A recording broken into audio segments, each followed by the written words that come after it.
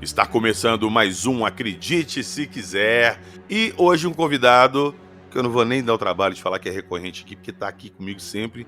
Então, Felipe Kling, E aí, seja bem-vindo. galera, tô de volta. Ei, vamos fazer a campanha pro PH começar a me pagar o CLT, hein? Porque eu tô aqui direto. Vamos conversar sobre isso depois. Você passa lá no RH e a gente dá um jeitinho. Passar no RH lá. Pois é. E hoje, Kling, nós vamos falar do Missing 411, né? Isso, Missing 411, que eu tive acesso graças à locadora do Paulo Coelho. É, exatamente. E é um documentário muito bacana que trata de pessoas desaparecidas em áreas florestais, né? Que loucura isso, né, cara? Que doideira, pessoa que desaparece do nada. Deve ser uma sensação horripilante, cara. Você tem um parente que um dia tava ali, outro dia ele vazou, sumiu, desapareceu, escafedeu-se. Vamos lá. Vamos chamar nossa vinheta e vamos contar essa história daqui a pouquinho. Vamos lá.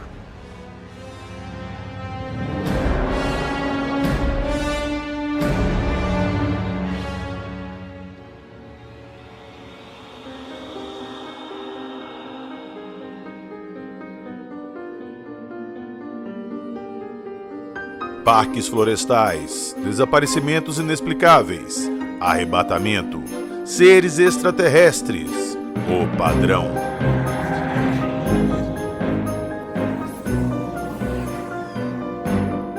Acredite se quiser.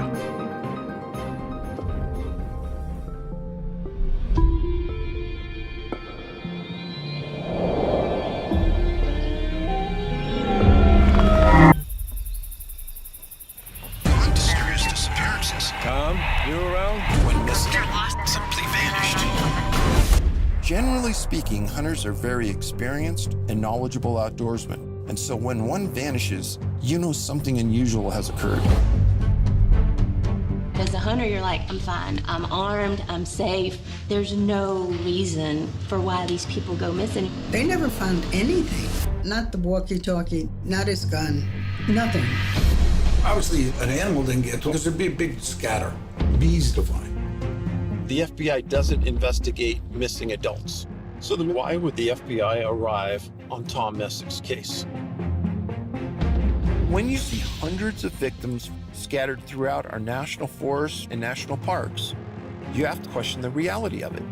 So he could have made fire. He had a gun, he could have signaled help. What happened to him? I'd like to know, but I don't think we ever will. Whatever it is big, and we started recording them. Frequencies go way above and way below the abilities of humans. I look, I'm thinking, what is this thing in the trees? It went from like tree to tree, and then it disappeared. Is it possible for an 82-year-old man to simply vanish while sitting alone in the woods? Can a man with severe hypothermia hike 6 miles through snow with no shoes? This is one of those recurring phenomena. It's going to happen again. It's just a matter of time. None of it makes any sense.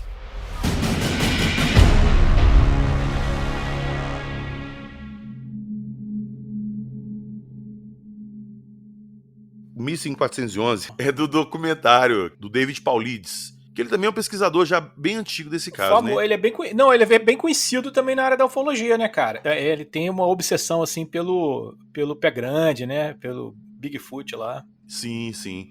E ele lançou esse documentário, Missing 411, mas de início, o que quer dizer esse Missing 411?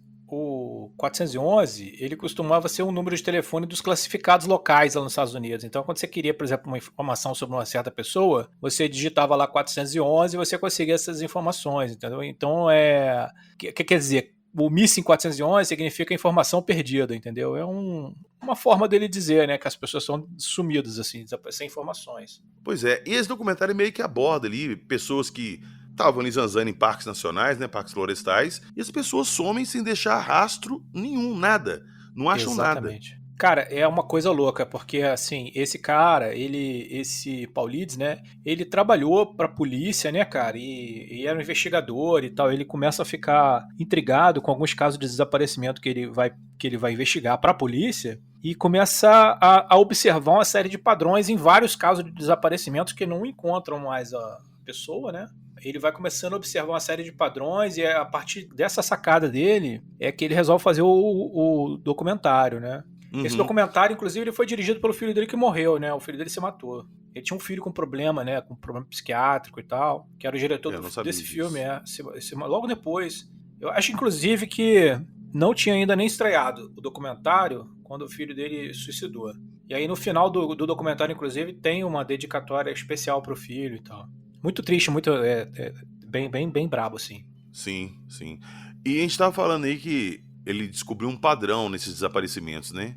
Sim. Ele sacou que havia um padrão. Pois é, são alguns que ele classificou aqui. O primeiro é falta de rastro de cheiro. Isso. Leva os cachorros não conseguem localizar. Exatamente. Isso é muito difícil, né, cara? Uma pessoa que conhece o cachorro, ela sabe que o cachorro ele tem se você observar a cabeça do cachorro é praticamente, tirando as aberrações, né, que são a pulga, esses troços, mas a maior parte da cabeça do cachorro é o nariz, né, cara? Ele é um órgão violentíssimo no cachorro e a audição também. E ele consegue, cara, detectar, assim, detalhe, coisas que você fica bobo.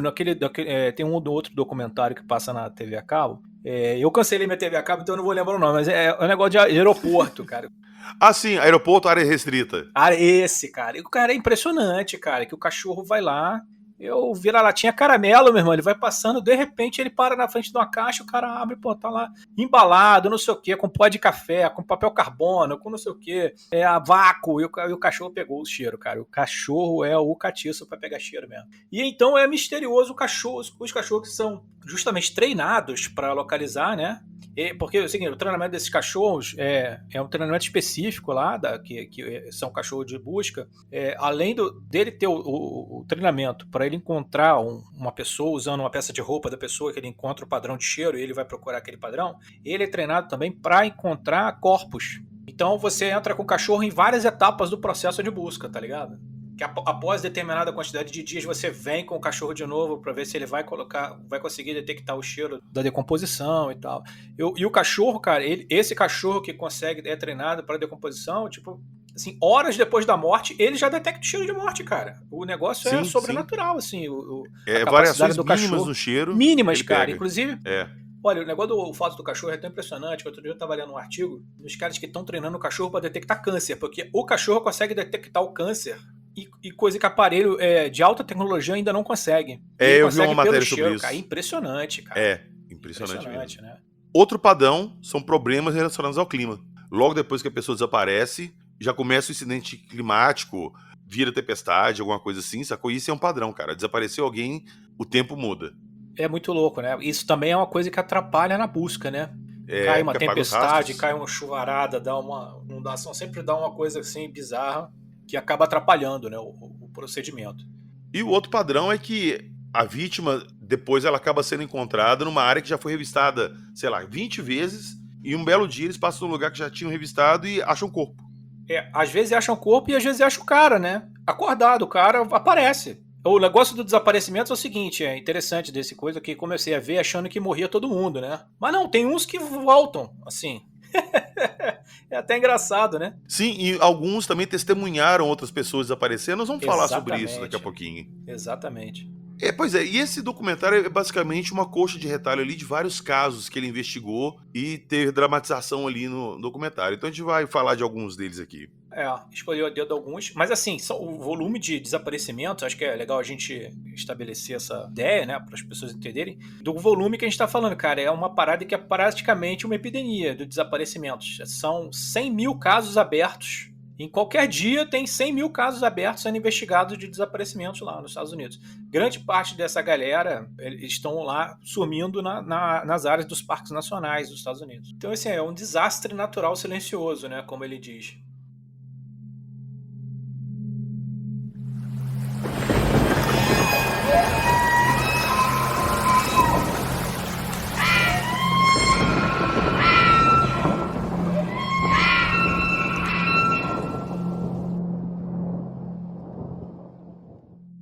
A primeira história é a do Ray, né? O documentário abre com a história do Ray. Abre com a história do Ray, que tem aquela namorada loura, né? Isso. Ele era um cara, se eu não me engano, ele era ex-fuzileiro, né? Ele era uma coisa assim, ele foi um militar, não é? Ele era especializado em sobrevivência. O cara, ele era... O cara era caçador, pescador, cresceu na floresta. MacGyver, o cara era MacGyver, o cara era Indiana Jones, meu irmão. O cara... Outra, ele tava num trailer, né? E já tinha ido pra esse lugar diversas vezes, quase todas as vezes com a mulher, e dessa vez ele saiu mais cedo do trabalho pra dar uma espairecida e foi pra lá sozinho, né? Ele chegou lá, completamente equipado, com os 2 cachorros. Os cachorros, inclusive, a mulher dele conta que sempre que aparecia alguém ou andava um bicho lá, eles latiam e tal. Latiam e dava alarme e tal. Ele tava com uma arma, né? Com uma pistola e um rifle, né? De caça. Isso. Eu lembrar também que ele tava levando um bote, né? Com motor e colete salva-vida, né? Ele também era um cara que tava acostumado a pescar, sabia nadar. Era um cara safo na floresta. Assim, imagina o cara perfeito pra estar lá nesse lugar deserto sozinho. É esse cara. É o cara que já tava acostumado a ir pra acampar, viver na já natureza, conhecia a palma da mão dele todo lugar. Já tinha cansado de ir, subiu todas as montanhas ali naquela região, aqueles lagos, tudo, sabia tudo. Era o cara. Pois é. E o que aconteceu?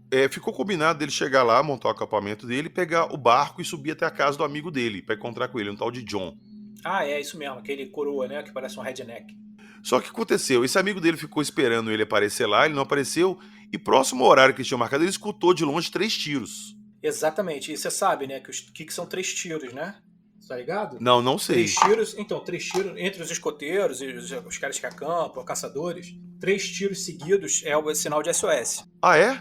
Era o SOS dele, que o cara ouviu. É engraçado que eu achei curioso que eu sabia dessa, mas parece que o documentário ele não detalha esse aspecto da parada. É isso que eu ia falar agora. Isso não foi falado no documentário, eu fiquei sabendo disso agora também, não sabia. Pois é, mas acho que o cara do documentário, como ele sabia, ele achou que assim, todo mundo sabe essa, né? Ah, porra.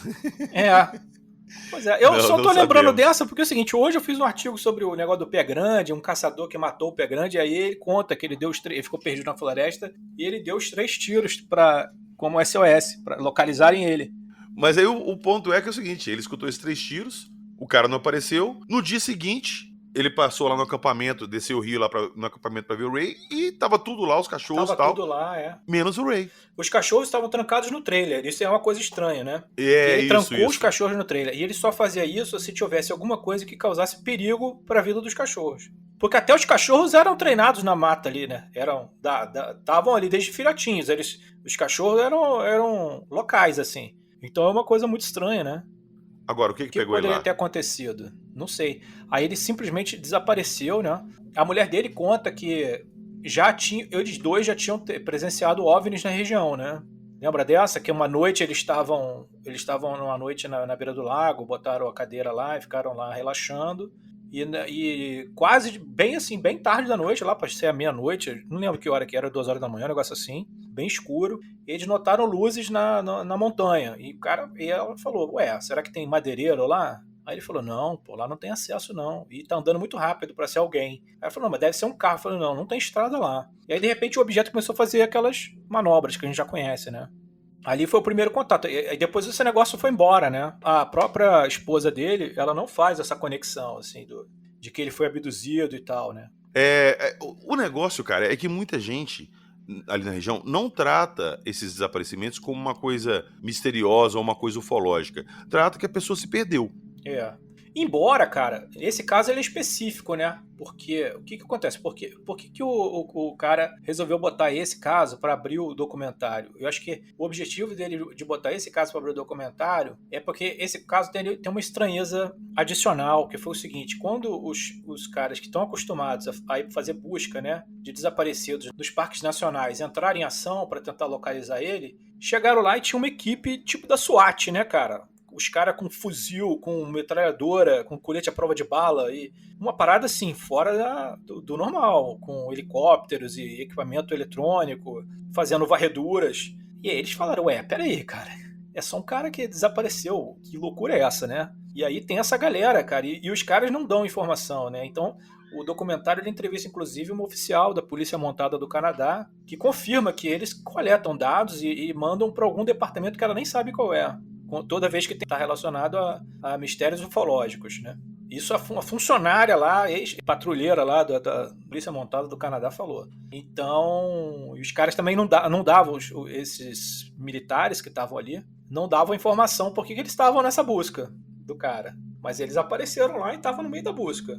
Então isso é uma coisa peculiar, assim, que parece que há mais alguma coisa aqui, né? Além de um cara desaparecido, eles estão procurando mais alguma coisa. Eles sabem de mais alguma coisa. Sabe o que aconteceu? É o seguinte, o helicóptero ele encontrou a roupa do cara, né? Na beira do lago, assim. Se não me engano foi a roupa ou a mochila. A mochila, talvez. Acho que foi a mochila. Encontrou a mochila na beira do lago.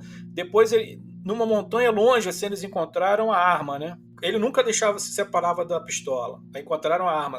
Em outro lugar, assim, num outro ponto, assim, num triângulo, encontraram o rifle. E aí tá o mistério. Então os caras deram o caso como desaparecido, morto, né? Consideraram que ele morreu e consideraram que ele foi nadar no lago e afogou. O cara não tinha que botar, falou, foi nadar no lago e afogou. Alguma desculpa isso que dá, né? Algum encerramento pra história eles é tinham igual que dar. Aquelas paradas do brasileiro lá, né? O rato comeu a cara da dona. Meteram essa aí. Vai que vai, cara. Né? Lembra desse caso? Lembra, é o caso... A cara ela tava sem rosto, né? É. Isso.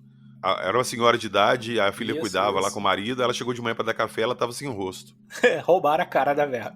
É só abrir uma aspas desse caso aí, que esse caso é muito legal, porque a mulher tava com uma roupa branca, uma cama branca. E não tinha sangue. Roupa branca não tinha sangue, exatamente. E outra coisa, trancada no quarto, trancada a casa. Caralho, quando eles chegam, tá tudo trancado. E os cachorros entraram, teve um momento que os cachorros todos começaram a latir loucamente, tá? Aí depois descobrem que o cachorro do vizinho foi cortado ao meio, como se fosse por um sabre de luz, assim, tá dividido no meio. Sabia dessa do cachorro, não? Não, essa aí não pois sabia, não. Tinha o cachorrinho, cortaram o cachorrinho salsichinha lá da mulher, cara, da vizinha dele. Da vizinha do lado da casa da mulher que perdeu o rosto. O cachorro foi dividido no meio, cara. Um corte tipo faca guinso mesmo. Eu não quero entrar em muitos detalhes desse caso agora, não. Falei só por alto sim, porque quem investigou esse caso foi o Carlos Alberto Machado. Muito bom, por sinal, tá no livro dele, maravilhoso. Colheita Maldita, muito bom, muito bom. Editor Estronho, podem procurar. O último capítulo, inclusive, é excelente. Pois é. Mas enfim, voltando às nossas florestas americanas. Isso aí. Bom, então localizaram a arma, localizaram o rifle. Aí outra parada estranha, cara. Se recusaram a entregar pra mulher dele, cara, as coisas. Por que será? Teria radioatividade nesse material? É uma questão que fica, né? Por que as autoridades recusaram a entregar os pertences do cara desaparecido pra mulher do cara? Pois é. Porque alguma coisa tinha ali, algum indício, cara, algum rastro, coisa alguma tinha, coisa. Né, meu? Por que pegaram as coisas do cara e desaparecido? Estranho, estranho demais. Esse caso é estranho demais, meu. Às vezes eu fico parado pensando assim, onde é que esse cara tá agora, meu? Quem pegou o cara, né? Quem pegou o cara? Eu tenho minhas teorias que nós vamos, inclusive, discutir elas mais pra frente. Esse cara, o corpo não apareceu, né? Não. Esse não teve corpo que apareceu e tal. Mas existem outros casos que tem o corpo que depois aparece num lugar que já procuraram e não tinha corpo. Né? O corpo vai aparecer naquele lugar, né? Também é muito... tem um padrão também, né, cara, que eu lembrei aqui, que a gente não falou. Todos eles eram descendentes de alemão, né, cara? Todos homens, né? Descendentes de alemão. E a grande maioria estava indo lá caçar alces. Ali a região tem muito alce. Inclusive os alces, eles são parte bem legal desse documentário, né? Porque eles estão passando por uma doença, né, cara? Tipo a doença da vaca louca tá atacando os alces, né? Exato. Eles estavam morrendo ali na região e tudo. E tava tendo um monitoramento do rebanho de alces ali da região. Então eles tinham controle dos animais e sabiam o que estava acontecendo. Eu acho que assim, tem um problema assim de desaparecimentos que, claro, né, cara, embora a gente aqui não acredita se quiser e tal, no Mundo Gump, a gente gosta de ver o oco, né, cara? A gente quer ver o caso bizarro, né? O esquisito, o insólito, né? Sobrenatural. Mas assim, existem muitos desaparecimentos que são casos clássicos de erros de interpretação. O cara que acha que consegue se... O cara fica vendo Bear Grylls na televisão fica vendo Largados e Pelados, entendeu? E ele se mete no mato sem saber, cara, e ele começa a andar em círculo, se perde e morre, cara. Primeiro que ele não sabe nem o básico, assim, que tem que encontrar o corpo d'água, você vai seguindo o corpo d'água na direção de onde a água tá indo. Os caras não sabem nem o básico, então eles ficam andando, assim, até a hora que morre de exaustão, morre de fome. Tem um monte de casos. E as áreas dos parques nacionais dos Estados Unidos é gigantesca, cara. São 2.600.000 quilômetros quadrados, meu irmão, de área. E pouquíssima gente pra patrulhar isso tudo, né? Pouquíssima gente. Você vai num parque desse, cara, é deserto. Eu já fui lá no Yosemite. Você vai andando assim, cara. Você anda horas sem ver ninguém. Eu falava com a minha mãe, se aparecer um urso aqui, a gente tá ferrado, cara. Você sabe que eu quebrei de carro lá no Yosemite, né? Como é que é? Tava no carro cheio de gente, fomos passear, ver o Yosemite. Vamos ver o Yosemite e tal. No caminho, meu pai, vou comprar umas coisas pra gente comer. Aí parou no mercado lá. Meu pai, não pode ver um negócio, uma promoção, que ele fica doido. Aí ele é igual o pai do Chris, maluco. Ele viu a promoção lá de maçã, cara. Aí, tipo assim, ele comprou, meu irmão, sem sacanagem, um fardo de maçã.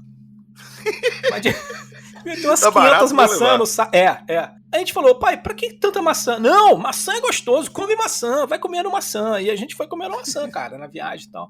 Aí vai subindo, né, Yosemite, não sei o que, aquela neve, aquela coisa linda, um lugar maravilhoso. E aqueles lagos e tal. Aí chegamos lá, cara, paramos num hotel, né? Aí meu pai já tava conversando, queria anoitecer, um hotel lá dentro do parque. E meu pai falou, Felipe, vai lá e aluga lá pra gente dormir aí no hotel. Eu cheguei lá, aí a mulher meteu um não, assim, no.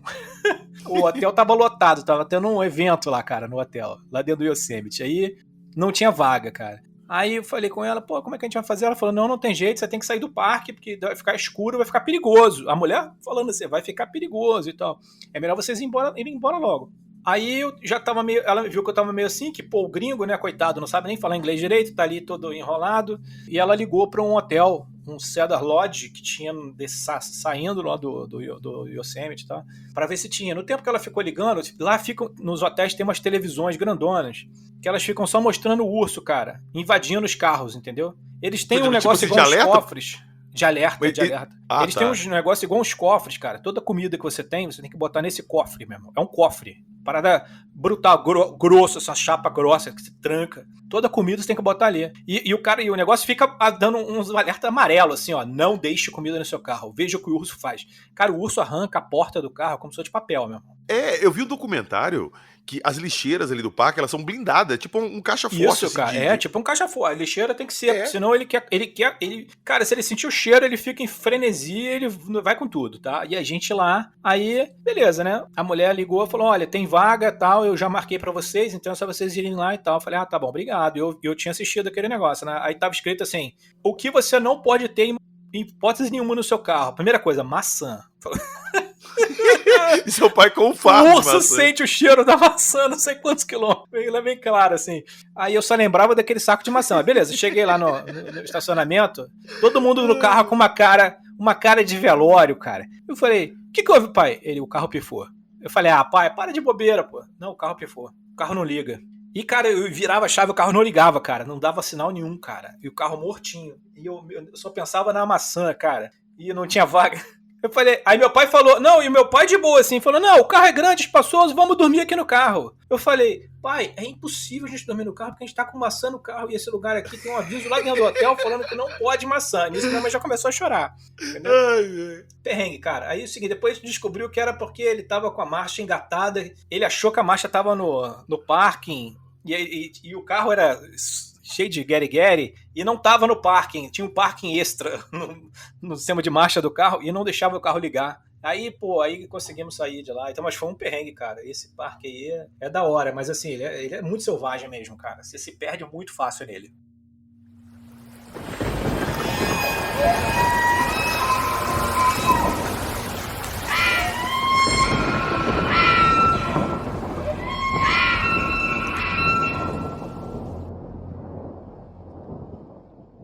Mas, voltando lá no documentário, nesse ponto aí, depois que o Ray sumiu e avistou as luzes e tal, o cara começa a falar da parte ufológica da parada. Eles começam já a falar que tem muito relato de vista na área, que os nativos ali da região...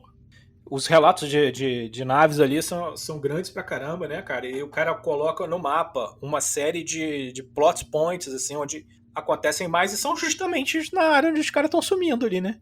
E o que o David Paulides fala ali também é que a polícia montada da região lá, eles têm um protocolo para avistamento ufológico. Você viu ele falando isso lá, que quando uma pessoa chega falando para ela que teve um avistamento ufológico e tal, eles têm um protocolo todo ali, um formulário todo para colher as informações. Ou seja, que rola muito ali. Tem 59 locais onde os caras somem ali com maior frequência nesses parques, né? Então os caras já têm os pontos quentes ali, entendeu? Sumiu ali, o cara já começa a meter o protocolo, né?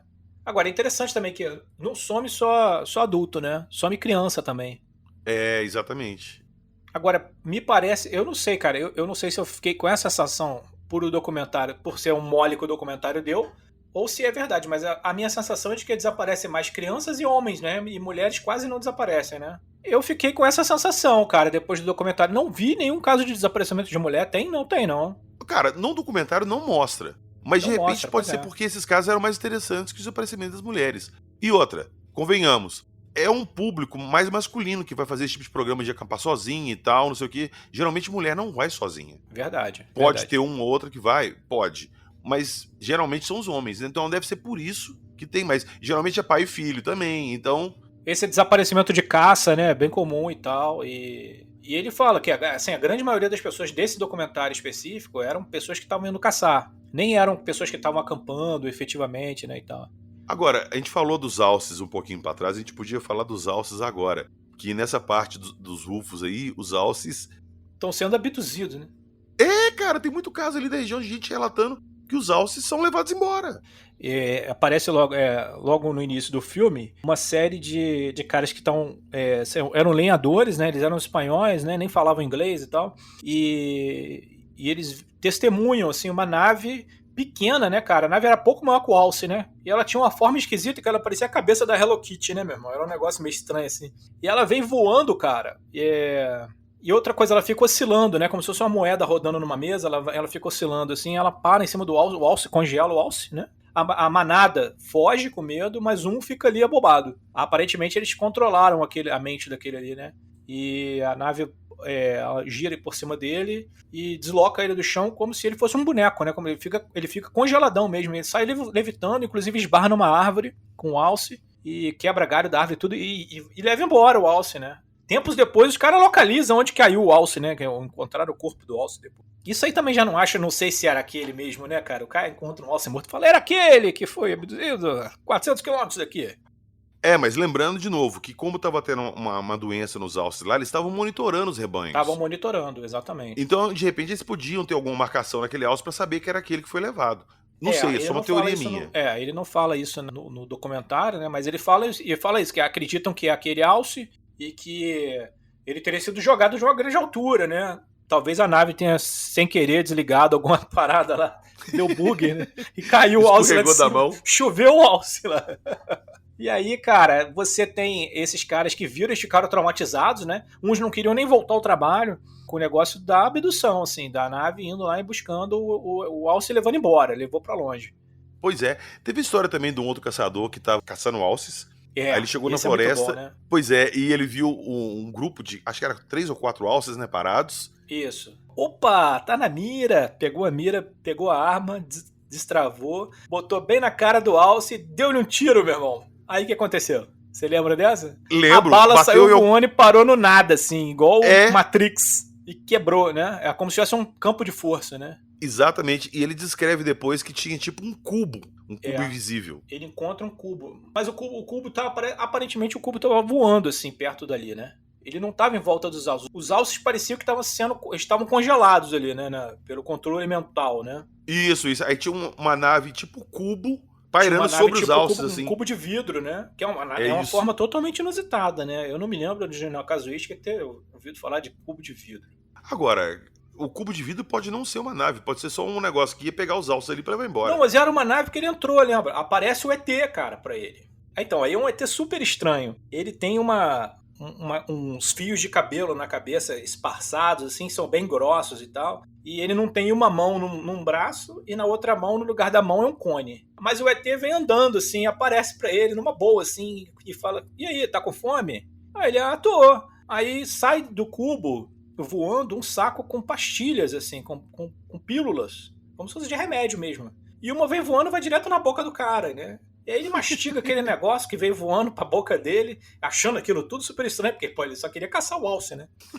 E quando ele acorda, ele tá dentro da nave. Ele tinha visto o cubo, mas agora ele tava dentro do cubo. Deu um boa noite, Cinderela. Aí é o seguinte, ele tá agora dentro do cubo, e ele fala que de dentro o cubo é muito maior do que pelo lado de fora, né? Então já pinga um negócio meio transdimensional aí, né? Aí o ET estava lá dentro da nave, ele viu os alces também estavam dentro da nave já, congelados ainda. Do lado dele, assim, os alces parados, como se tivesse uma foto dos alces. E aí o alien começa a conversar com ele e tal, fala que vai levar ele para algum outro lugar, para ele conhecer e tal, e ele vê pela janela do cubo lá, a Terra tá ficando pequenininha, cara. Ele se liga que ele tá indo pro espaço, tá sendo levado, né?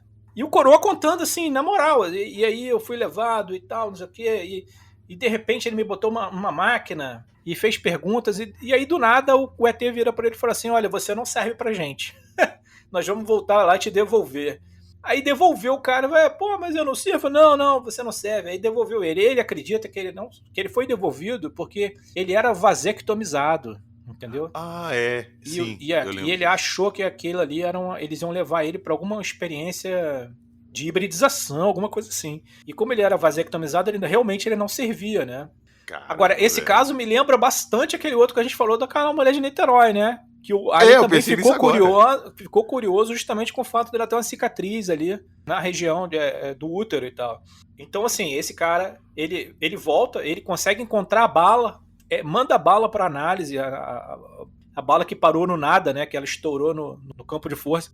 Foi periciado pelos caras do FBI e tal. Os caras no documentário eles falam que esse padrão nunca viram. Isso é totalmente novo. A forma como a bala se espatifou. Então, esses caras só fazem isso, meu irmão. De análise balística. Eles são especialistas nisso. Então, quando o cara daquele ali fala que o negócio que nunca viu igual, é um fenômeno, é uma comprovação de um fenômeno esquisito que realmente teria acontecido ali com o cara. E ele ficou desaparecido por um tempo, né? A mulher dele ficou desesperada, procurando coisas assim e tal. E ela tem certeza absoluta de que ele... Só não levaram ele de vez porque ele tinha esse problema. Ele hoje está bem debilitado, dá pra ver no documentário, que ele tá com o pé na cova, assim, como já falando, bem, com muita dificuldade, problema respiratório. E uma curiosidade desse caso é que esse cara, ele tinha cicatrizes no pulmão, que ele teve uma tuberculose. E quando ele volta, não tem mais, cara. O pulmão dele tá 0 bala. Fizeram alguma coisa na nave que consertaram o pulmão do cara. E aí você comprova, e ela mostra as chapas, aparece no documentário a comparação das chapas do pulmão do cara. Isso aí, meu irmão, ou é milagre da irmã Dulce ou não tem explicação. Né? Sumiu a cicatriz do pulmão. Sumiu. Mistério. E ele foi devolvido, né? Foi um caso positivo por isso, que ele foi devolvido e voltou pro seio familiar. Pois é, eu já ouvi outros casos assim também. Inclusive, eu não vou lembrar agora de cabeça de onde que eu posso pesquisar depois e trazer. Mas tinha um cara que ele já estava desenganado pelos médicos com câncer. Ele falou que recebeu a visita de um anjo à noite. E o anjo falou pra ele, fique calmo, que eu vim cuidar de você. E quando ele acordou, ele se sentiu melhor e tal. Passou um tempo, ele foi fazer os exames e não tinha nada nele. Isso é muito louco, cara. É muito louco. Agora, será que foi um anjo mesmo? Eu acho que não. Numa revista UFO, tem um caso de uma mulher que é uma mãe e filhas, as duas doentes, a mãe desenganada também, câncer terminal. As duas são abduzidas, vão para uma nave, o alien fala para ela que ela tá com uma doença muito séria, fala para ela e tal, bota ela na mesa, usa uma máquina e fala que vai curar ela. E a mulher curou. E a mãe e filha, testemunhas do caso, entendeu? Muito louco esse caso. Tem numa das revistas UFO esse caso. Isso é muito estranho. Muito estranho. Então, assim, os ETs, eles têm a cura do câncer, meu. Tem que liberar esse segredo logo aí pra, né? Falar lá com o pessoal da CIA. Você viu que ultimamente tem aparecido umas pesquisas aí de uns remédios, vão pôr até uma aspa meio que milagroso, que elimina câncer, inclusive câncer terminais em órgãos assim que antes era fatal? Já tá aparecendo, cara. Existem outras abordagens novas que vão fazendo, né? Mas assim, o câncer, ele não é uma doença só, né? São diversas doenças que levam esse nome e tal. Eu não acredito, assim, num remédio panaceia que resolve tudo, entendeu? Não, tá. Mas meu ponto é, será que essas pesquisas com remédios novos e tal, que estão chegando agora e estão se mostrando eficientes, não vieram de alguma coisa disso que a gente tá falando? Ah, cara, eu não sei. Eu acho que é difícil. Isso eu não sei. É muito difícil conjecturar esse tipo de... Sim, é só especulação minha. Porque se você pensar bem, cara, para trás, assim, teve uma época que a AIDS também era, impossível. Pegou AIDS e morreu. Hoje já não é. Na época do Cazuza, né? Pegou, morreu. Exato. Não tem jeito. É a época do Fred Mercury e tal. Hoje as pessoas vivem a vida inteira aí com AIDS e então, né, conseguem uma boa qualidade de vida graças à tecnologia, aos fármacos. Acho que, assim, grande problema da nossa condição hoje, com relação às mazelas, às doenças e tal, é a falta de tecnologia. Com o tempo, o nosso conhecimento técnico vai evoluindo, ele vai avançando e novas soluções, os problemas mais básicos, assim, vão sendo criados, né? Então, você hoje tem terapia genômica para câncer, você tem marcadores novos que vão sendo descobertos. Acho que, não sei, não dá. Eu acredito que seja difícil atribuir isso aí a coisas tipo a teoria da conspiração de que sai dos laboratórios de Los Alamos as soluções para todos os problemas que vem de dentro da nave de rosa. Pode ser que uma coisa ou outra, um material, uma coisa de alguma tecnologia de material compósito, novos materiais, como é o o elemento 115, né, não sei o quê. Tudo bem, mas assim, se não é uma viagem nossa, assim, a gente também estabelecer que toda inovação é produto da intervenção alienígena. E todas as coisas mais incríveis são porque os ETs fizeram. Pirâmide foi o ET, não sei o que, foi o ET, entendeu? Fica um negócio muito assim, eram os deuses astronautas. Isso que eu ia falar agora. Que eu acho um pouco meio delirante, assim. Eu pessoalmente, eu acho. Desculpem se vocês acreditam lá no Tsoukalos e tal, mas eu acho aquilo ali uma baboseira do cacete. Ali, ó, eu vou fazer um pequeno parênteses. Algumas coisas eu assisto, eu falo assim, pô, isso aí faz sentido. Tem outras que eu falo assim, cara, o que eles fumaram? Eu gosto de ver porque me dá um sono, eu durmo, que é uma beleza, vendo aquela vozinha daquele locutor, cara. Eu tenho vontade de gravar, deixar 1 hora assim, ele falando. Porque os teóricos da conspiração, não sei o quê. Segundo os antigos astronautas? Os teóricos dos antigos astronautas acreditam que pode ser, que não sei o que lá. Nossa, dá um sono miserável. Melhor que esse, só um programa que tinha antigamente chamado Asas, que falava dos aviões. Aí falava, o novo modelo X-47, não sei o que, inovou porque incluiu um dispositivo na asa, que não sei o que, no trem de pouso, não sei o que lá. Cara, eu acho que só 2 pessoas viam isso, que deve ser o Lito e eu. Eu vi pra dormir. Ai, caramba.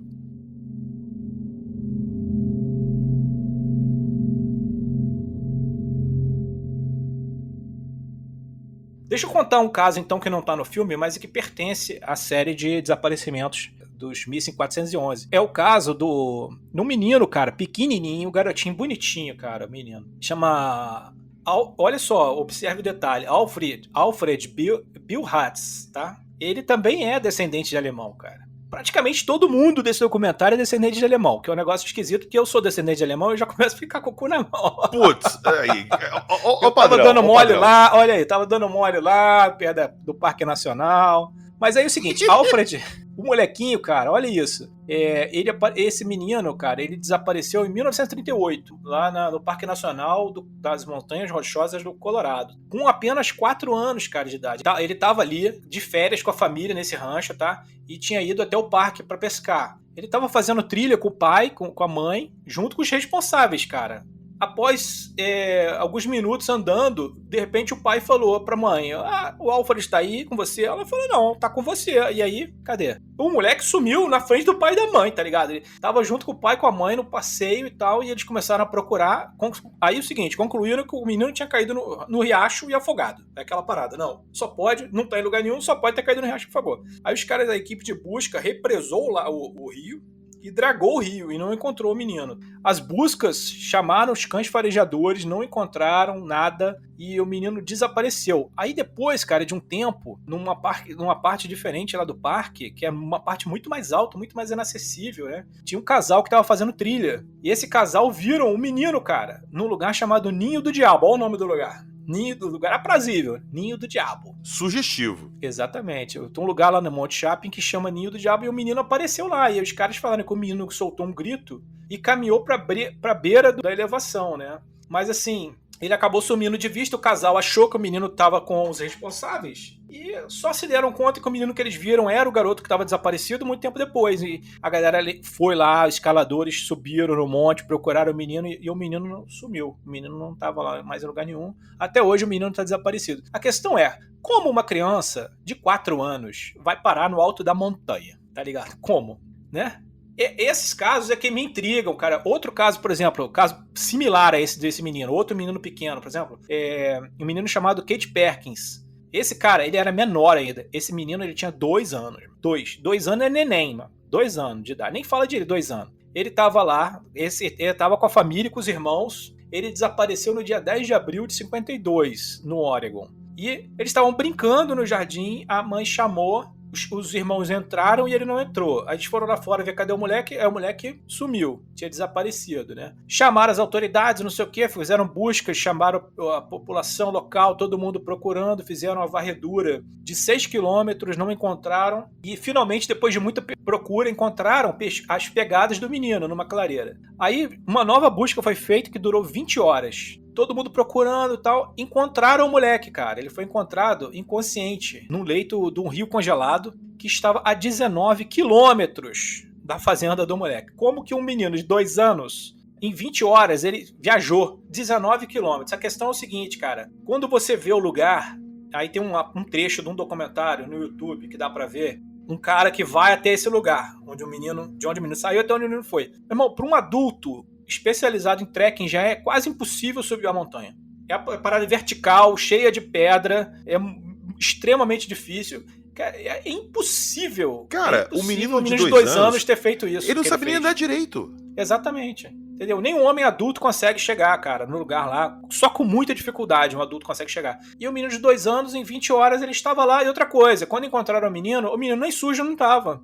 Como é que pode essa parada? É muito louco. Então tem vários casos assim, cara. Tem um que foi, cara, os moleque... Dá até pena, cara. O tal do Dennis Lloyd. Dennis Lloyd Martin tava com o irmão dele Eles tinham idades parecidas, se não me engano. Eles eram 9, 7 anos, uma coisa assim. Eles eram pequenos, né? Não me lembro direito. Gente, isso que eu tô contando, eu tô puxando da cabeça, mas não tá no documentário, não. Isso só são casos de desaparecimentos ali, tá? Que estão na pesquisa do cara, tá? Mas não estão no documentário dele. No documentário ele dá, assim, subrepeticiamente que essas pessoas estão sendo abduzidas para tirar amostra sexual e tal, de pesquisa de hibridização. Mas na pesquisa mais ampla que ele fez, o que me intriga muito mais são os casos dos meninos, dessas crianças pequenas. Porque, igual esse Dennis, ele combinou com o irmão e falou assim: vamos dar um susto no pai e na mãe, vamos, não sei o quê. Aí eles se esconderam, cara, no mato, né? Quando os adultos vinham passando, eles iam pular e faziam aquele negócio de criança, né? Só que só um que fez, o outro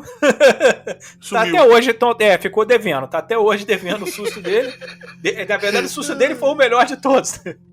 Tá assustando até hoje. Exatamente, que ele simplesmente desapareceu, cara. Não teve grito, não teve barulho, não teve nada, né? Realmente, cara, é um mistério o desaparecimento dele. Ninguém encontrou, o corpo não foi encontrado até hoje. No caso dele, realmente aquele negócio da chuva pesada caiu logo depois, que atrapalhou as buscas, né? Aquele negócio que a gente tinha falado. Então tem vários casos, tem o caso do Douglas também, que ele foi sair com o tio, ele vivia naquela região ali, numa espécie de um chalé, né? Numa mini fazenda. Ele era praticamente um garoto da floresta. Ele viveu ali a vida toda e tal. Já tinha ali uma região onde pessoas já tinham desaparecido, mas ele saiu com o tio para fazer o passeio. O tio fala: tem urtiga, então volta e bota sua bota, calça sua bota. Aí ele voltou para casa para pegar a bota. E nunca mais ele apareceu. Ele simplesmente desapareceu, cara. E aí... Caramba, mais de 600 pessoas fizeram busca por esse moleque, cara. Pegado, cão farejador, tudo. Pesquisaram tudo. Cobriram 48 quilômetros de terreno e não encontrou, cara, nenhum detalhe do menino. O menino completamente desaparecido. Algumas pessoas acham que pode ter sido um urso que pegou eles, mas assim, nesse documentário aparece um xerife lá daquela região que fala que tá 30 anos na profissão, ele nunca viu um urso atacar a pessoa. Então é uma coisa assim bem comum, e assim, mesmo que o urso tivesse atacado o menino, teria em 48 quilômetros de busca, você teria encontrado pelo menos, com os cães e tudo, né? Teria encontrado pelo menos a parte da carcaça, né? Do garoto. Exatamente. E isso nunca aconteceu, né? Tem um que desapareceu bem na frente da mãe dele, cara. Esse caso é bastante intrigante também, porque ele sumiu assim na frente da mãe, né? Esse é o menino chamado David Gonzalez. Foi um desaparecimento recente, o desaparecimento dele de David Gonzalez foi em 2004. Esse garoto, cara, ele tava igual meu filho, cara. Ele sabia que a mãe tinha comprado biscoito, tinha biscoito no carro, ele ficou enchendo o saco da mãe. Quero biscoito. Mãe, posso comer biscoito? Queria comer um biscoito, tô com a fome, mãe, queria um biscoito. Igualzinho meu filho, cara, assim mesmo. E aí a mãe, o moleque encheu tanto o saco, a mãe, vai lá pegar a porra do biscoito, não enche o saco, né? E ele viu o garoto indo, cara, e o carro onde tava o biscoito tava a 46 metros dela, em linha reta, assim. Ela observou o filho indo pegar o biscoito. E aí, no que o moleque tá chegando no carro pra pegar o biscoito, alguma coisa chamou a atenção da mãe, ela se virou, e quando ela virou de novo pro menino, o carro tava fechado e o menino tava lá. Aí ela foi até o carro, o biscoito tava no carro, o carro trancado. Então é o seguinte, o menino desapareceu no exato minuto em que a mãe se virou e tava ao alcance da visão dela. Tipo, ele não tinha pegada e já sumiram. Não encontraram mais nada. O menino que teleportou de dentro do carro? É como se o menino tivesse teleportado no caminho.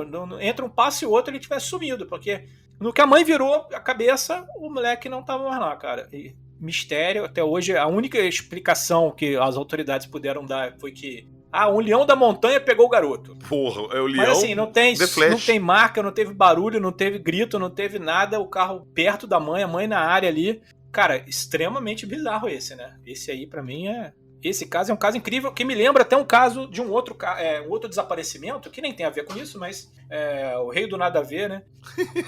Eu me lembro de um caso que eu escrevi no Mundo Gump há muito tempo atrás, que eu não vou lembrar em qual post que foi. Foi um post sobre desaparecimentos, que já tem um monte lá. Então, se você gosta desse assunto de desaparecimento, é só ir lá no Mundo Gump que você vai encontrar. Esse caso é o seguinte, se eu não me engano, a mulher estava grávida com o marido no carro e eles estavam fazendo uma viagem, tá? E aí, furou o pneu, cara. Aquela cena clássica de filme, parece de roteiro de filme antigo, né? O pneu do carro furou, a mulher falou: James, precisamos trocar o pneu. Oh, não. Aí ele para o carro, desce do carro, vai trocar o pneu. Ele fala: não, já vou trocar o pneu. E aí começa a demorar muito, ela vai achando aquele estranho, né, cara? Aí quando ela sai do carro, cara, tá o macaco do lado do carro. O macaco não o Yeti, não. O macaco de trocar o pneu. O macaco hidráulico. O macaco hidráulico. Tá do lado do carro, o pneu tá furado, né? Mas o cara sumiu, cara. E assim, esse lugar que ele sumiu, sabe aquelas planícies dos Estados Unidos, cara? Que você olha ao redor, assim... E você não vê nada. Que não vê nada, cara. Só aquela planície, nem montanha não tem. Você olha pra sumir de vista pra todos os lados, cara. E não tinha pra onde o cara ter ido, tá ligado? E pior, a mulher não sabia dirigir, meu. Então ela fica naquela estrada lá. Ela fica naquela estrada, passa um caminhoneiro que vê que a mulher tá em apuros ali. Ela foi resgatada pelo caminhoneiro. E até hoje o cara é um caso de desaparecimento dos Estados Unidos. O cara que sumiu, assim, praticamente sob a visão da própria mulher. No que ele passou atrás do carro, ele evaporou. E até hoje tá desaparecido. Por isso que eu falo, às vezes o pessoal fala assim, você viaja demais. Eu acredito muito nessa parada de a gente é visitado por seres extraterrestres de outros planetas. Pode ser que sim. Mas por que a gente não pode também ser visitado por seres de outras dimensões? Cara, de repente alguma fenda dimensional abriu ali, puxaram o cara e fechou. Acabou. Pois é. Agora, esse caso voltando, né? Esse caso do Davi Gonzalez, né? Que desapareceu na frente da mãe, indo pegar o biscoito. Ele apareceu, cara, depois, tá? Quer dizer, ele apareceu não. O que resta dele apareceu. Nossa.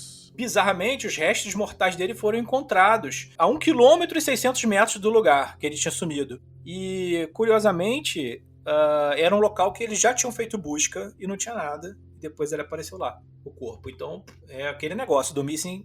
realmente estranho. Os caras já tinham feito busca naquele local, não tinha nada e depois ele apareceu, né? Cara, eu falei aqui, foi um dos primeiros episódios que eu gravei aqui, não acredite se quiser, do caso Duas Pontes, do Joselino Mafra. Basicamente a história dele, ele é um pessoal do interiorzão mesmo, não vou lembrar a cidade agora, e ele morava com 2 filhos pequenos. Uma noite, uma luz apareceu na frente da casa dele e ele mandou os filhos entrarem, ele ficou na porta da casa que não tinha energia elétrica olhando na luz. A luz começou a fazer um redemoinho, o redemoinho chegou perto dele, deu um clarão e quando o clarão apagou, o cara tinha sumido. Cara, ele foi sugado por Void, né? Sim, os meninos ficaram naquela e foram atrás de vizinhos que moravam bem longe pra pedir socorro e tal, foram procurar o cara. Aí, cara, não acharam o cara. Aí levaram os meninos pra abrigo e tal, psicólogo, polícia entrevistou os meninos. Sei lá, acho que 2 meses depois acharam uma ossada no lugar lá e atribuíram essa ossada ao cara, que era do cara, sacou? Mas será que fizeram DNA e tal? Comprovaram que era dele mesmo? Eu perguntei pro Jackson uma vez que tipo de exame que eles fizeram na ossada e eu não vou lembrar certo o que o Jackson me falou, mas eles fizeram sim um exame que comprovaram que era do cara. Eu não acredito. Eu não acho que 2 meses deixa pra ser suficiente pra deixar uma ossada limpa. E outra, alguma coisa levou o cara e fez isso com ele, o quê? Cara, mas a gente tem que considerar também aquele lance do tempo ser diferente, né? Do tempo relativo aí dessas casos de abdução e tal que a gente vê, de gente que desaparece e acha que ficou 5 minutos e passou 10 anos e tal. Pois é, o meu ponto nesse caso é que no tempo terrestre, 2 meses não eram suficientes. Não seria. Mas às vezes, igual você falou, não se passaram só 2 meses, passaram, sei lá, 1 ano. Isso aqui é louco, né? Tem um caso, cara, tem um documentário muito louco de desaparecimentos, cara. Eu não sei se ainda tem, né? Porque o Netflix é fogo. Toda hora que você indica uma coisa, chega lá, não tem mais, né? Tinha um documentário lá, que era de desaparecimentos, que era muito bom, cara, que ele tem um viés policial. Ele não tem o viés do mistério e tal, não. E aí conta o caso de um cara que ele tá com o pai aqui de São Paulo. O cara foi no Ibirapuera passear no final de semana com o pai. Cara, ali é lotado, gente andando de bicicleta, passeando, patins, né? E esse cara vai com o pai, se eu não me engano, ele senta com o pai pra pegar um sol na beira do lago do Ibirapuera. Ele dá meio que uma cochilada, e quando ele se dá por conta dele, o pai que estava sentado lá dele evaporou também. E evaporou do lado dele. E aí ele vai, esse cara tá nessa busca até hoje, o pai sumiu, não encontrou o pai no ML, foram nos hospitais e tal, não sei o quê. Botaram cartazes, fizeram buscas. Os mergulhadores da polícia, do bombeiro, se não me engano, entraram no lago do Ibirapuera, fizeram varreduras lá procurando o corpo que o velho poderia, sei lá, estar com Alzheimer, alguma coisa assim. Resolveu nadar e morreu. Mas assim, cara, um lugar Cara, do final de semana, o Ibirapuera é lotado de gente andando, passeando, correndo. Como que alguém some ali, meu, assim, de dia, à luz do dia? E aí o cara vai e ele pega câmeras da região que mostram e não consegue localizar nenhuma saída, assim, se o pai saiu do parque. Simplesmente, cara, sumiu. Mistério, até hoje ninguém sabe. Isso aqui é no Brasil, né, cara?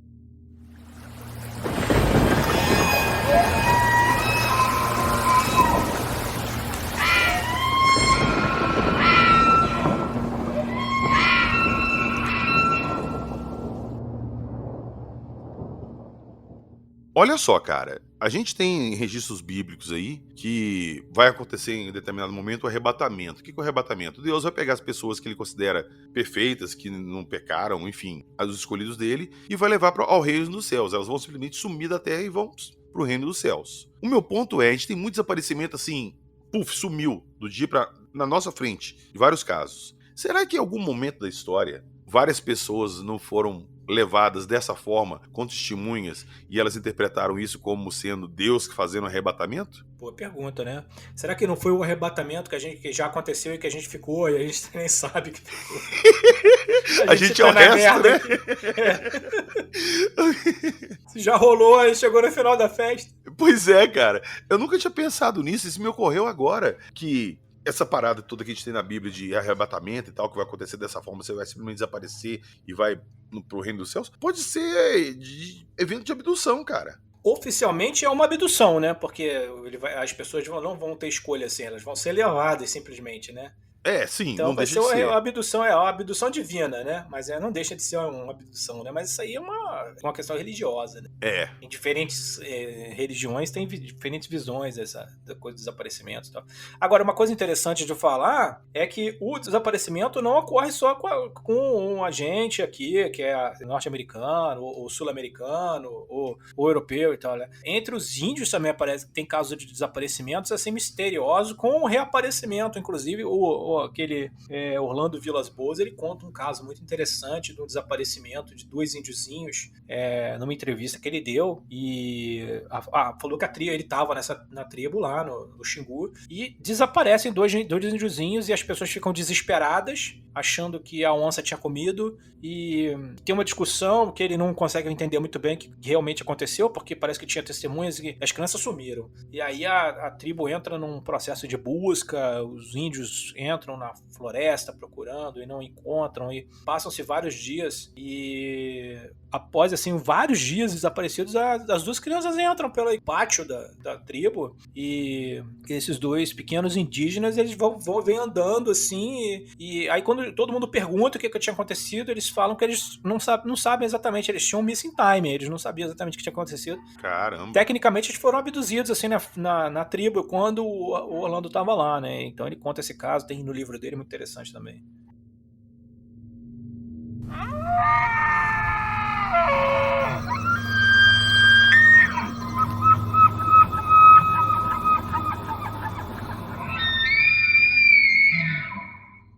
Aproveitando agora pra gente fechar aqui, eu vou puxar mais uma história de desaparecimento, cara, que essa é muito louca, hein? Cara, você acredita, cara, que esse cara desapareceu no Triângulo de Michigan. Já ouviu falar do Triângulo de Michigan?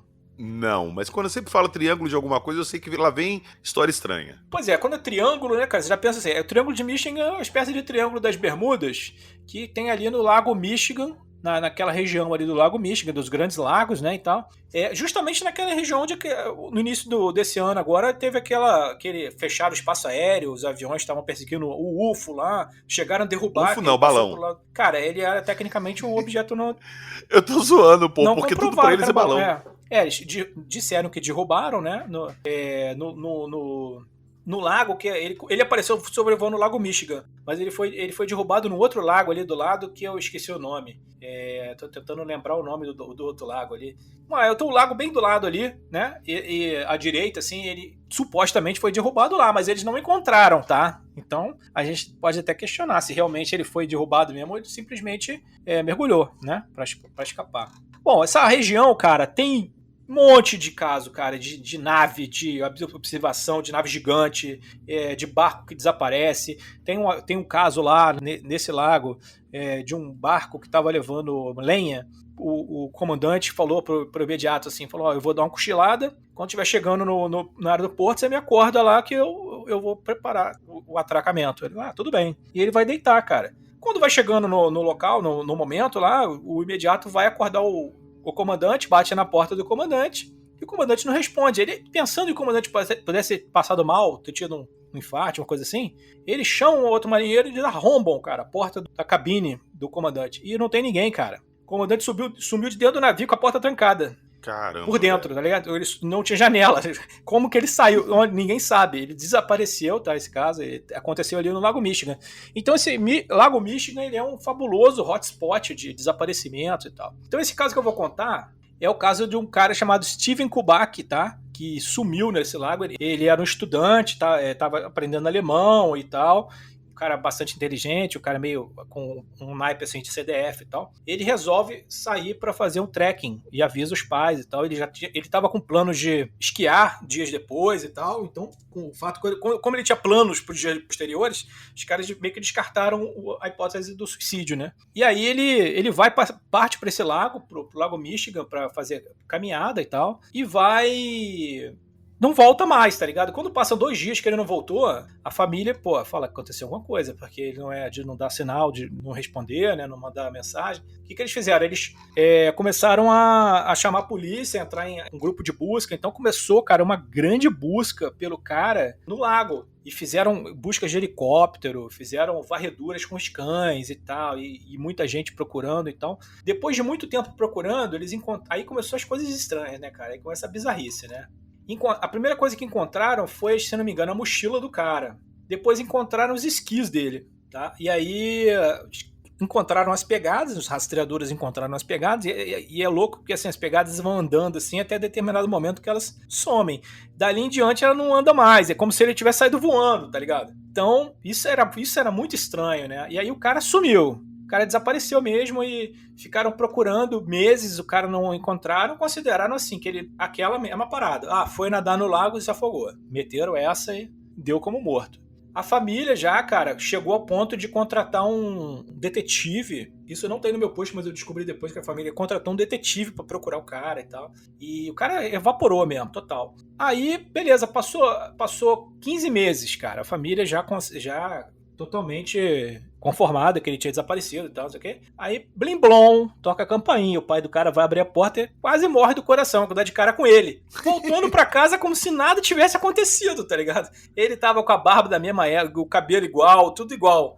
E nem tava queimado de sol, não tava nada. Só que é o seguinte, ele tava usando roupas que não eram dele. E aí o pai falou, onde é que você tava? Não sei o que. Ele falou, pra ele tava voltando no dia seguinte, cara. E já tinha passado quase 1 ano e 6 meses que ele tava desaparecido, tá ligado? E aí o pai dá um abraço nele e tal, não sei o quê, começa a chorar e aquele negócio, aquela comoção familiar e tudo. E quando perguntam pra ele o que aconteceu, ele fala o seguinte, que ele não se lembra. Ele tava andando, de repente deu um apagão, e a última coisa que ele se lembra é dele deitado num gramado, e ele tava usando roupas que não eram dele, uma bolsa com um monte de mapas, assim, placas de estrada, de coisa que ele nem sabe do que eram, de quem que era aquilo que ele estava usando. Ele simplesmente acordou e voltou para casa. E chegou desse jeito, com roupa de outra pessoa, tá ligado? Não sabe cadê as roupas dele. E outro detalhe curioso dessa história é o seguinte, a camisa que ele estava usando era uma camisa de uma maratona, onde para ele poder usar aquela camisa, ele teria que ter corrido a maratona. Aí foram fazer pesquisa depois, descobriram que ele não tem o nome dele,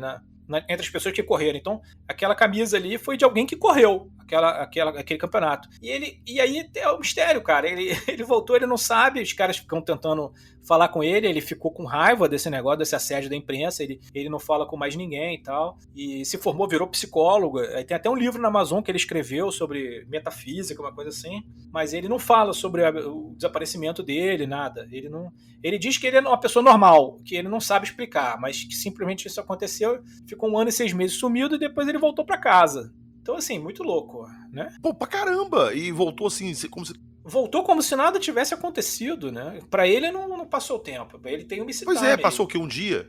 Teria que. Esse cara era um cara bom de fazer uma hipnose de regressão, mas ele não quer contato com ninguém, cara. Todo mundo tenta falar com ele, a mulher dele bloqueia, ele não fala, não responde. Ele ficou transtornado com esse negócio, entendeu? Mas é um caso real, um caso real, tá? De desaparecimento e tal. Cara, ô Clean, imagina você some 1 ano e meio, tá?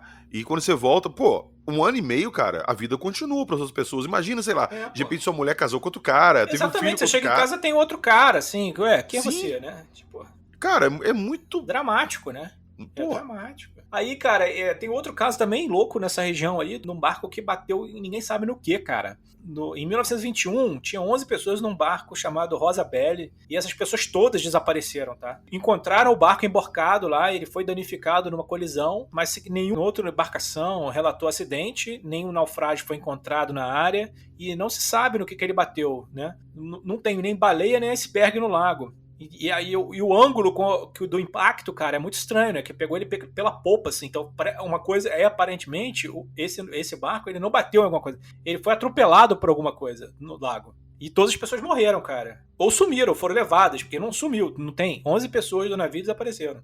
Os corpos não foram encontrados. Pois é, tem uma história famosa também de uma ilha, que todo mundo desapareceu da ilha e encontraram a palavra Croatã escrita numa árvore, alguma coisa assim também. Eu não sabia. Você não conhece essa história, não? Eu lembro o roteiro de Lost. Assim, mas ele é um caso real, ele existiu. Se chama O Mistério da Colônia de Roanoke. E nós vamos voltar no episódio mais pra frente pra falar dele, que merece, sacou? A gente pode fazer um só de ilhas, assim, tem muito caso em ilha, cara.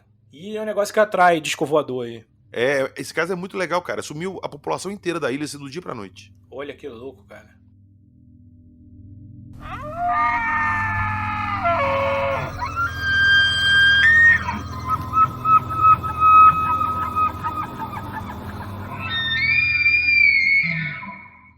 Esse episódio era basicamente sobre o documentário Missing 411, mas a gente expandiu ele, falou de outros casos de aparecimentos.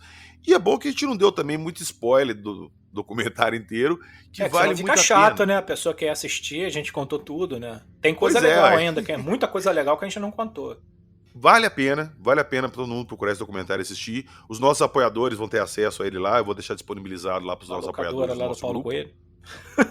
Exatamente, a locadorinha do senhor Paulo Coelho. E só para lembrar todo mundo que tudo que a gente falou aqui, eu vou deixar algumas matérias do Mundo Gump sobre desaparecimentos linkados aqui no episódio. E no link da descrição do episódio também tem o link do nosso Apoia-se. Entra lá, dá uma moral pra gente, entra lá no grupo do WhatsApp, troca uma ideia com a gente, Clean tá lá, eu tô lá, todo mundo tá lá pra trocar ideia sobre paranormal, psicologia, parapsicologia, ufologia, todas as gias não há limites para o mistério. Não há limites, exatamente. E, ô Kling, apesar de todo mundo já te conhecer aqui, de cor e salteado, deixa aí o seu site, onde é que o pessoal te acha. Primeiro eu quero agradecer mais uma vez a participação aqui. Eu espero que eu não esteja enchendo o saco da galera que escuta aí, de tanto estar aqui falando esse monte de coisa, essas abobrinhas que eu falo. Mas é isso aí, gente. Eu quero deixar um abraço para vocês, dizer que se vocês gostarem aí eu posso continuar. Podemos continuar infinitamente aqui contando os casos.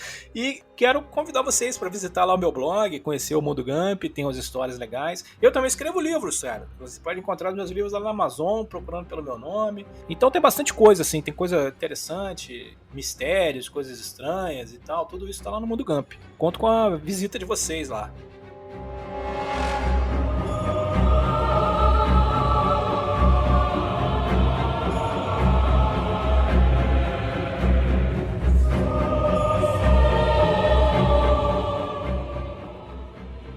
Beleza, então é isso. Nos despedimos por aqui. Quem sabe voltaremos aí igual nós conversamos aqui, né, Clínio? Um episódio sobre ilhas misteriosas ou sobre outros tipos de desaparecimento. Fiquem ligados que em breve deve aparecer novos episódios sobre esse assunto. Mandem ideias para novos episódios também, fica legal, né? De repente a galera tem uma ideia maneira, né? A gente grava a ideia da galera. Exatamente, quem estiver escutando aí, tiver alguma sugestão de pauta, alguma coisa, manda pra gente, dá um toque pra gente aí pelo Instagram ou pelo e-mail do podcast. Fechou? Fechou. Então é isso. Grande abraço a todos os nossos ouvintes. Valeu por ter acompanhado a gente até aqui. Nos vemos na próxima semana. Se a gente não desaparecer até lá, né? Acredite, se quiser. Se quiser. Cadê? Opa! Aê.